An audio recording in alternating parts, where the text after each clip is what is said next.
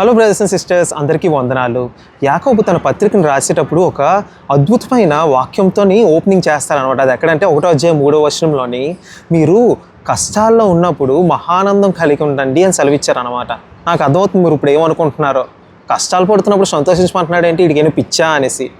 అవును, కానీ మనం మనుషు రీతిగా ఆలోచిస్తాం కాబట్టి మనకి ఇలా అనిపిస్తుంది అనమాట. కానీ బైబిల్ మనకి ఏం చెప్తుందంటే ఇంకా లోతుగా ఆలోచించమని సెలవిస్తుంది. ఏం చెప్తుంది?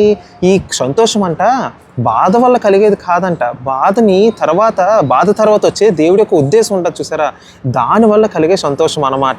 సో మనం ఆ ఉద్దేశాన్ని మనల్ని కష్టపెట్టడానికే కాదు, అది మనల్ని సిద్ధపరచడానికి అనేది గ్రహించాలన్నమాట. సో ఈరోజు మీరు ఏదైతే నిప్పుల్లో వెళ్తున్నారో అది మిమ్మల్ని స్వచ్ఛమైన బంగారం కింద తీర్చిదిద్దుతుంది అని గ్రహించండి. మీ యొక్క నమ్మకాన్ని పెంచుతుంది, మీ యొక్క ఓర్పుని పెంచుతుంది అన్నమాట, మీ యొక్క వ్యక్తిత్వాన్ని రూపుదిద్దుతుంది.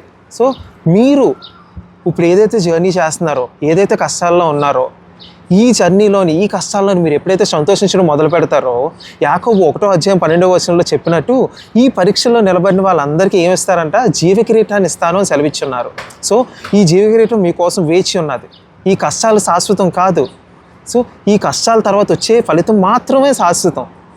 అది గ్రహించండి. మీ నమ్మకాన్ని వదలకండి, మీ యొక్క బలాన్ని వదలకండి, దేవుణ్ణి నమ్మి జీవించండి. అందరికీ వందనాలు.